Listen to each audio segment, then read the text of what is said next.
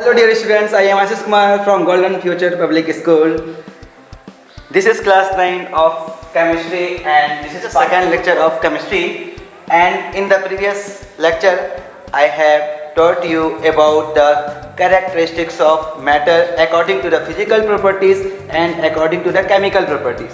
According to the chemical properties, there are three types of matter, that is called element, compound and mixture, and according to the physical properties of matter, there are three types of state, that is called state, that is solid, liquid and gas. And we have already known about the four properties of matter, that is the particles of matter.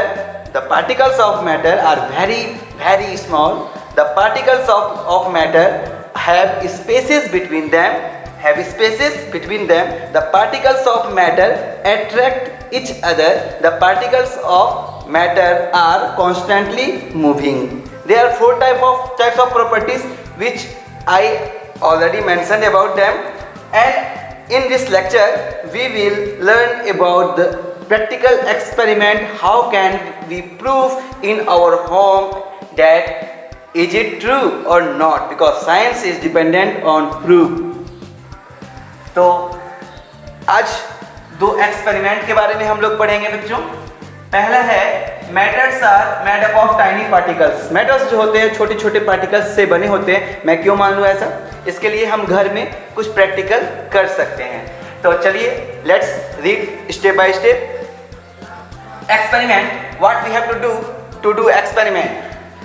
Take 2 or 3 KMnO4 means potassium permanganate, KMnO4 crystals, and dissolve it in 100 milliliter of water. We will get a deep purple colored solution. Take out 10 ml of this solution and mix it into 90 ml of clear water. Take out 10 ml of this solution and mix it into 19 ml of clear water. Keep diluting the solution like this 5 to 8 times. What is mean that? Means that आप potassium permanganate का crystal लें, छोटे छोटे दाने crystal, और उसे 100 ml के water एक बीकर में उसे डाल दें। Just like look at the figure, इस तरह से डाल दें एक, और उसमें फिर एक 10 ml का क्या करें आप पोटेशियम परमैंगनेट जब उसमें डालेंगे तो वो क्या होगा, घुल जाएगा, डाइल्यूट हो जाएगा, उसमें घुल जाएगा, डिसॉल्व हो जाएगा। डिसॉल्व होने के बाद फिर उससे 10 ml, ये पहला वाला मान लीजिए, पहला वाला है, इसमें मैंने 10 ml जो घुल गया पोटेशियम परमैंगनेट का क्रिस्टल, जब उसमें घुल गया तो एक मैंने क्या देखा, एक डीप पर्पल कलर का एक सॉल्यूशन बन गया। डीप पर्पल कलर का एक सॉल्यूशन बन गया जब मैंने पानी में पोटेशियम परमैंगनेट का KMnO4 का क्रिस्टल डाला तो क्या वो घुल गया और पानी क्या हो गया, पर्पल हो गया, डीप कलर हो गया। फिर मैंने क्या किया, उससे 10 ml निकाला, 10 ml मैंने निकाल लिया, और दूसरे वाले में जिसमें 100 ml क्या है, वाटर है, उसमें क्लियर वाटर है, उसमें मैंने उस पानी उस पर्पल कलर वाले पानी को डाल दिया। फिर जब इसमें डाला, फिर इस तरह से क्रम से 2, 5, 10 बार मैं करते चला गया। ऐसा कंटिन्यूसली करते जाना है। तो क्या होता है जब इस तरह से करते हैं 5 to 8 टाइम्स, तो क्या होता है, ऑब्जर्वेशन मीन्स ऑब्जर्व करते हैं, होता क्या है। With every dilution the colours becomes lighter and it is still visible. जैसे जैसे वाटर को हम डाइल्यूट करते जाते हैं, उस कलर को डाइल्यूट करते जाते हैं, पर्पल कलर क्या होते जाता है, धीरे धीरे लाइटर होते जाता है, मतलब लाइट होते जाता है। वो जो डीपनेस था वो क्या हो जाता है, लाइटर होते जाता है। फिर भी वो वाटर का कलर नहीं आता है, विजिबल है। इसका मतलब है कि पोटेशियम परमैंगनेट का जो क्रिस्टल है उसमें है, और वो क्या हो रहा है, वो बढ़। अब देखेंगे क्या हो रहा है, कंक्लूजन। तो हम तो इतना ऑब्जर्वेशन इतना करते हैं कि कलर क्या हो रहा है, पतला होते जा रहा है, डाइल्यूट होते जा रहा है, लाइटर होते जा रहा है, और क्या दिख रहा है कि विजिबल है, वो कलर है। वाटर बिल्कुल वाटर के कलर में नहीं दिख रहा है, वो कलरफुल है। कंक्लूजन, निष्कर्ष क्या निकलता है, there must be millions of tiny particles in just one crystal of KMnO4 which keep on dividing themselves into smaller and smaller particles. इसका मतलब क्या हुआ स्टूडेंट, इसका मतलब हुआ कि वो जो क्रिस्टल था, पोटेशियम परमैंगनेट का जो क्रिस्टल था, एक एक क्रिस्टल, वो पहले क्या हुआ, वो पहले वाले में घुल करके वो क्या हुआ, टूट गया, छोटे छोटे टुकड़े में टूट गया। फिर जब मैंने इससे जब 10 ml निकाल के इसमें डाला तो क्या हुआ, इसमें तो 90% तो इसी में रह गया। 90% of क्रिस्टल, परमैंगनेट क्रिस्टल तो इसी में रह गया। मात्र 10% को मैंने इसमें घोला, बिल्कुल नया पानी में, क्लियर वाटर में। तो ये 10% जो इसमें था वो 90% इसमें, 10% इसमें आ गया। इसका मतलब वो जो क्रिस्टल था वो टूट गया, टूटा, और इसका कलर क्या हो गया, पहले डीप था, फिर क्या हो गया, लाइटर हो गया। फिर इससे इसका मैंने 90% इसमें छोड़ दिया, फिर 10% इसमें डाला, और ये क्या हो गया, ये 90% इसमें रह गया, 10% इसमें आ गया। इससे क्या पता चल रहा है, इससे पता चल रहा है, और ये वाटर का कलर को क्या कर रहा है, फिर भी 10% लेने के बाद भी वो कलर्ड हो जा रहा है। भले ही कलर उसका डीपनेस जो है वो लाइटर हो जा रहा है, लेकिन यहाँ ये सोचना है कि वो कलर कैसे हो जा रहा है। कलर होने का कारण ये है कि वो क्रिस्टल जो है वो क्या हो जा रहा है, टूटते जा रहा है, टूटते जा रहा है, continuously keep on dividing smaller and smaller, वो टूटते जा रहा है, टूट के वो तब तक टूटता चला जाएगा, कब तक टूटता चला जाएगा पता नहीं, बहुत 5, 10, 15 तक भी आप करके देखेंगे तो आपका ये कलर्ड हो जाएगा वाटर। इससे पता चलता है कि वो जो क्रिस्टल है वो छोटे छोटे, वो जो क्रिस्टल है वो केवल क्रिस्टल नहीं है, उसमें बहुत छोटे छोटे पार्टिकल से जो टूट जा रहा है, और टूट करके वो बढ़ते चला जा रहा है, डिवाइड होते जा रहा है, और वाटर को कलरफुल करता चला जा रहा है। तो ये एक्सपेरिमेंट आप घर में कर सकते हैं। अगर आपको ये एक्सपेरिमेंट करने में दिक्कत हो रहा है तो आप क्या कर सकते हैं, आप डेटॉल ले सकते हैं। डेटॉल तो सबके घर में रहता है, तो डेटॉल क्या कीजिए, आप 10-15 बूंद डेटॉल ले लीजिए, और ताकि मैंने लिखा यहाँ पर The same activity can be done using 2 ml of Dettol instead of camphor. The smell can be detected even on repeating dilution. आप क्या कीजिए, 2 ml, मात्र 2 ml आप ले लीजिए डिटॉल, और थोड़े से उसको पानी में डाल दीजिए, और फिर उसमें जो पानी में डालेंगे फिर उसको थोड़ा सा निकाल करके फिर दूसरे में डाल दीजिए। लगभग 50 ml आपको लेना है वाटर। आप देखेंगे जो स्मेलिंग है डिटॉल का वो लगातार आपको मिलता रहेगा।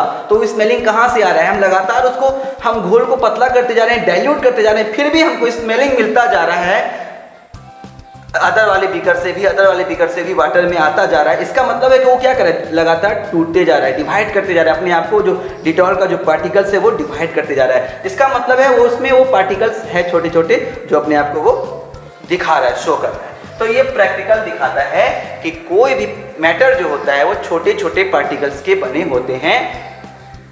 तो ये प्रूफ हो गया। Next proof is we have to know about some basic point, that is the size of a particle of matter is of the order of nanometer. 1 nanometer is 10 to the power minus 9 metre. तो ये जो इतना छोटा होता है कि उसको हमको नैनोमीटर में बोलना पड़ता है। नैनोमीटर का मतलब क्या, 1 मीटर को जब हम 1 मीटर का 10 to the power minus 9 part करें, मतलब 10 पर पावर 9 नहीं, 10 पर पावर minus 9, मतलब बहुत बहुत बहुत छोटा, इतना छोटा होता है लगभग वो particles. A small rain drop contains about 10 to the power 21 particles of water in it. एक छोटा सा जो वाटर का ड्रॉप होता है, छोटा सा ड्रॉप, मोटा ड्रॉप नहीं, छोटा ड्रॉप, उसमें भी 10 to the power 21 पार्टिकल्स होता है वाटर का। मतलब H2O का मतलब मॉलिक्यूल जो होता है H2O, वो छोटे छोटे 10 to the power 21 बहुत बड़ा होता है, 10 to the power 21 उतना पार्टिकल्स होता है किसमें, एक वाटर की बूंद में, ड्रॉप में। नेक्स्ट, अब हम लोग दूसरा एक्सपेरिमेंट करेंगे। The particles of water have spaces between them. 4 property था, एक प्रॉपर्टी प्रूफ हो गया कि छोटे छोटे पार्टिकल्स के बने होते हैं, ये प्रूफ हो गया। Matters are made up of tiny particles, ये प्रूफ हो गया। दूसरा प्रूफ यहाँ पर आप लोग जब कॉपी में नोट करेंगे तो पहले इसको लिखेंगे, यहाँ से कंक्लूजन लिख लेंगे, यहाँ से ये इसको लिखेंगे, इसको यहाँ से यहाँ लिख लेंगे, फिर ये डायग्राम बना लेंगे। उसके बाद आपका ये experiment number 2, the particles of water have spaces of water, the particles of matter, the particles of matter,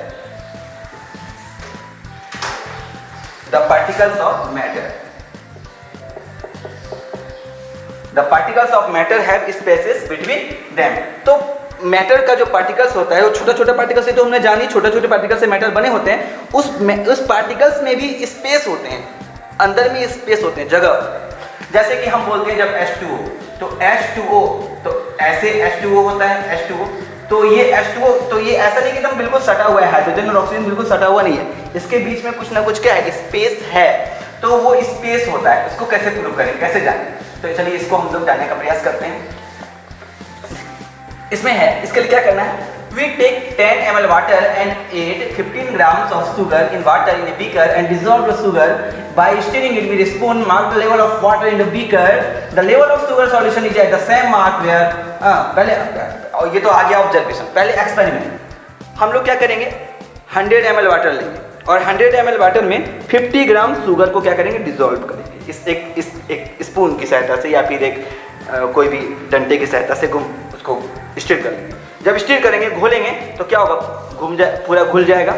और घोलने के पहले हम क्या करेंगे, वाटर ये यहाँ पर है, सॉरी ये यहाँ पर है, देखो ये है, ये मैंने क्या किया, एक साइन लगा दिया कि मेरा वाटर जो था इतनी ऊंचाई पर था।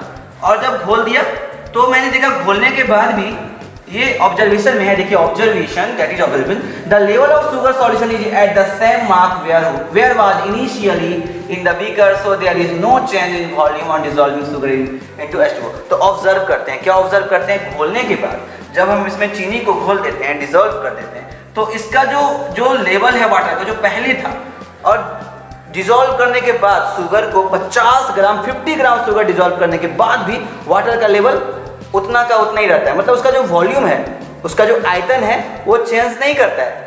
ये सोचने वाली बात है। ऐसा क्यों होता है, उतना चीनी घोलने के बाद भी पानी का जो लेवल है उसको तो ऊपर जाना चाहिए। जब हम चीनी को नहीं घोलते हैं तो नहीं, लेकिन जब चीनी को घोल देते हैं, डिसॉल्व कर देते हैं, तो वो ऊपर नहीं आता है। इससे क्या पता चलता है, इससे पता चलता है conclusion is that the particles और molecules in water are not tightly packed, they are somewhat loose having spaces between them. आप लोग इसको नोट कीजिएगा। इससे ये पता चलता है कि वो जो वाटर का मॉलिक्यूल्स है, वो जो वाटर है जिसमें मैंने चीनी को घोला, उसमें कुछ ना कुछ क्या है, जगह है, स्पेस है। और वो क्या होता है, जब घोलते हैं तो उसमें काइनेटिक एनर्जी क्रिएट हो जाता है। चीनी पानी में काइनेटिक एनर्जी क्रिएट होता है, और वो क्या होता है, वो चीनी का जो पार्टिकल्स, वो चीनी वो पूरा टूट जाता है, बिल्कुल टूट जाता है, उसके पार्टिकल्स में बिल्कुल छोटे छोटे पार्ट्स में टूट जाते हैं। और जो H2O है, जो वाटर का जो मॉलिक्यूल्स है, उसके अंदर में जो स्पेस है, उस स्पेस में चीनी का जो होता है पार्टिकल्स, वो क्या होता है, इंटर कर जाता है उसमें।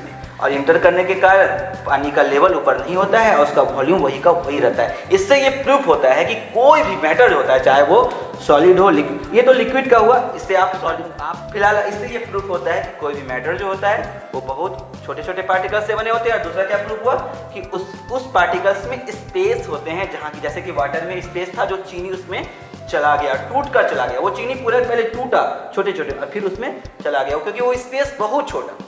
तो प्यारे बच्चों, क्या आपको सब कुछ समझ में आया? जो आपको समझ में नहीं आया आप मुझे कमेंट कीजिएगा, और आप मुझे व्हाट्सएप भी करके पूछ सकते हैं। कुछ भी दिक्कत हुआ आप मुझसे कांटेक्ट कर सकते हैं। ओके, फिर मिलते हैं नेक्स्ट लेक्चर में।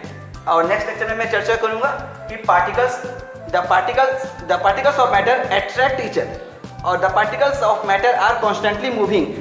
जो मैटर के जो पार्टिकल्स होते हैं वो लगातार घूम रहे होते हैं, इसको प्रूव करना है। और फिर चौथा प्रॉपर्टीज था कि particles of matter attract each other. जो छोटे छोटे पार्टिकल्स होते हैं वो एक दूसरे को अट्रैक्ट करते हैं। अब हम लोग आगे पढ़ेंगे कौन वाले अट्रैक्ट करते हैं, कौन वाले अट्रैक्ट कम करते हैं, कौन ज़्यादा करते हैं, और भी बहुत कुछ पढ़ना है। ये तो स्टार्टिंग है, ये तो सेकेंड लेक्चर है। ओके।